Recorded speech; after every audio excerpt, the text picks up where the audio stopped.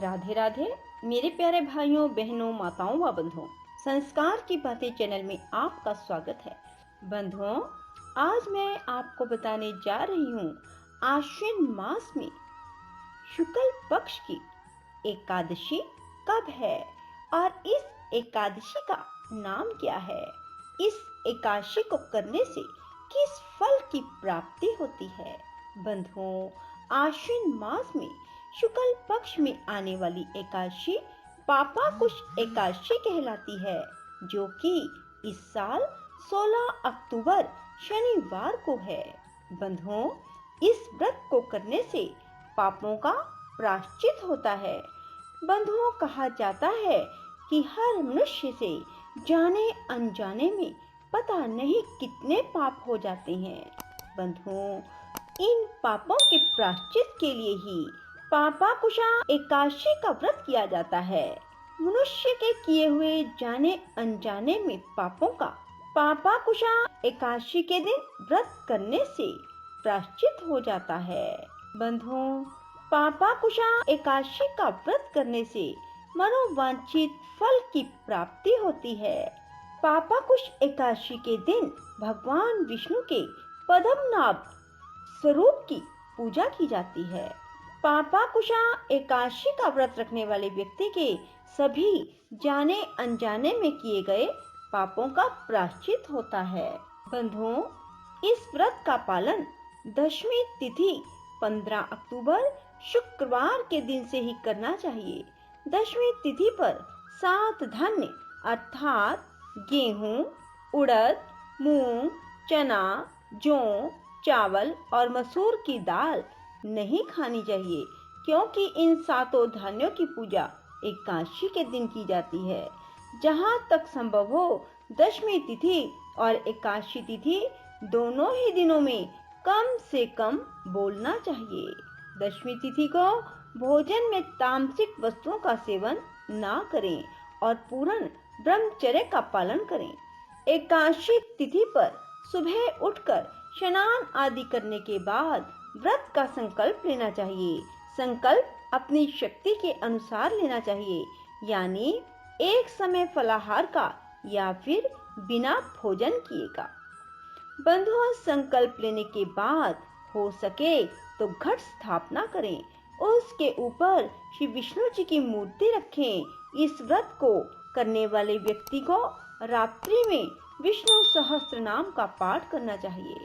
इस व्रत का समापन द्वादशी तिथि 17 अक्टूबर रविवार की सुबह होगा और इस दिन ब्राह्मणों को अन्न का दान दें, दक्षिणा दें, उसके बाद ही व्रत का पारण करें। बंधुओं, पापाकुशा एकादशी के दिन भगवान विष्णु और देवी लक्ष्मी की प्रतिमा का अभिषेक केसर युक्त गाय के दूध से करें। साथ ही लक्ष्मी विष्णु मंत्रों का जाप करें। किसी विष्णु मंदिर में केसरिया ध्वजा दान करें और भगवान विष्णु को पीले फूल चढ़ाएं। किसी ब्राह्मण को पीले कपड़े और साबुत हल्दी, सोने का मोती आदि चीजों का दान करें। बंधुओं, यदि आप पापाकुशा एकादशी के दिन दान करते हैं और व्रत रखते हैं तो आपको सभी पापों से मुक्ति मिल जाएगी, क्योंकि बंधुओं, जाने अनजाने में हर मनुष्य कितने ही पाप कर बैठता है। तो यदि आप भी चाहते हैं कि आपको इन पापों से मुक्ति मिले तो पापाकुशा एकादशी का व्रत अवश्य रखें। बंधुओं, पाप रूपी हाथी को व्रत के पुण्य रूपी अंकुश से बेधने के कारण ही आश्विन मास के शुक्ल पक्ष की इस एकादशी का नाम पापाकुशा एकादशी पड़ा। इस दिन जनहितकारी निर्माण कार्य यथा मंदिर, धर्मशाला, तालाब, प्याऊ, कुएं, बाग आदि बनवाने के आदि कार्य प्रारंभ किए जा सकते हैं। यह एक उत्तम मुहूर्त समझा जाता है। युधिष्ठिर के द्वारा भगवान श्री कृष्ण से पूछे जाने पर श्री कृष्ण कहते हैं, हे युधिष्ठिर, समस्त पापों को नाश करने वाली इस एकादशी का नाम पापाकुशा एकादशी है। इस दिन मनुष्य को विधि पूर्वक भगवान पद्मनाभ की पूजा करनी चाहिए। यह एकादशी मनुष्य को मनोवांछित फल देकर स्वर्ग प्राप्त कराने वाली है। मनुष्य को बहुत दिनों तक कठोर तपस्या करने से जो फल मिलता है, वह फल भगवान गरुड़ ध्वज को नमस्कार करने से प्राप्त हो जाता है। जो मनुष्य अज्ञानवश अनेक पाप करते हैं परंतु नित्य हरि को नमस्कार करते हैं, वे नरक में नहीं जाते। विष्णु के नाम के कीर्तन मात्र से संसार के सब तीर्थों के पुण्य का फल मिल जाता है। जो मनुष्य भक्त वत्सल भगवान विष्णु की शरण में जाते हैं, उनको कभी भी यम यातना नहीं भोगनी पड़ती। जो मनुष्य वैष्णव होकर शिव की और शैव होकर विष्णु की निंदा करते हैं, वे अवश्य ही नरक वासी होते हैं। सहस्त्रों वाजपेयी और अश्वमेध यज्ञों से जो फल प्राप्त होता है, वह एकादशी के व्रत के 16वें भाग के बराबर भी नहीं। संसार में एकादशी व्रत के बराबर कोई पुण्य नहीं, परंतु इस पापाकुशा एकादशी के समान पवित्र तो तीनों ही लोकों में कुछ भी नहीं है। जब तक मनुष्य पद्मनाभ की एकादशी का व्रत नहीं करते, तब तक ही उसकी देह में पाप वास करते हैं। यह एकादशी स्वर्ग, मोक्ष, आरोग्यता, सुंदर स्त्री, अन्न और धन देने वाली है। इस एकादशी व्रत के बराबर गंगा, गया, काशी, कुरुक्षेत्र और पुष्कर भी पुण्य में नहीं है। इस एकादशी का व्रत और जागरण करने से मनुष्य विष्णु पद को प्राप्त होता है। हे राजेंद्र, इस व्रत के करने वाले 10 पीढ़ी मातृ पक्ष की, 10 पीढ़ी पितृ पक्ष की, 10 पीढ़ी मित्र पक्ष की उद्धार कर देते हैं। वे स्वयं भी दिव्य देह धारण कर चतुर्भुज रूप हो, पीतांबर पहन, हाथ में माला लेकर गरुड़ पर चढ़कर विष्णु लोक को जाते हैं।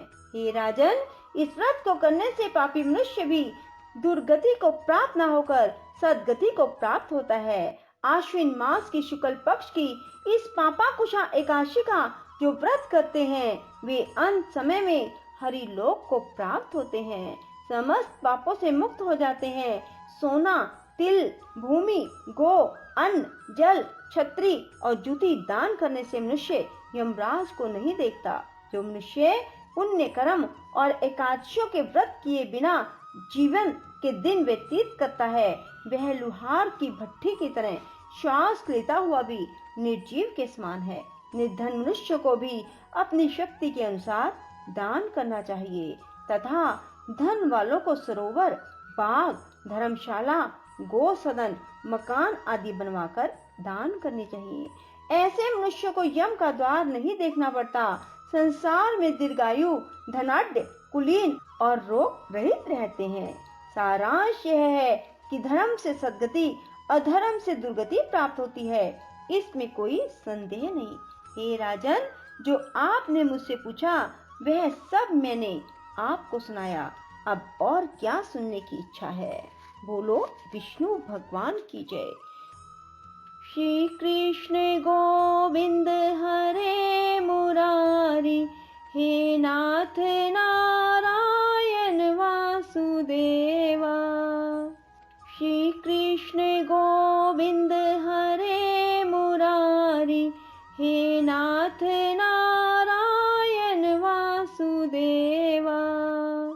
श्री कृष्ण गोविंद हरे मुरारी, हे नाथ नारायण वासुदेवा। श्री कृष्ण गोविंद हरे मुरारी, हे नाथ नारायण वासुदेवा। श्री कृष्ण गोविंद हरे मुरारी, हे नाथ नारायण वासुदेवा। श्री कृष्ण गोविंद हरे मुरारी, हे नाथ नारायण वासुदेवा। श्री कृष्ण गोविंद हरे मुरारी, हे नाथ नारायण वासुदेवा। श्री कृष्ण गोविंद हरे नाथ नारायण वासुदेवा। श्री कृष्ण गोविंद हरे मुरारी, हे नाथ नारायण वासुदेवा। श्री कृष्ण गोविंद हरे मुरारी, हे नाथ नारायण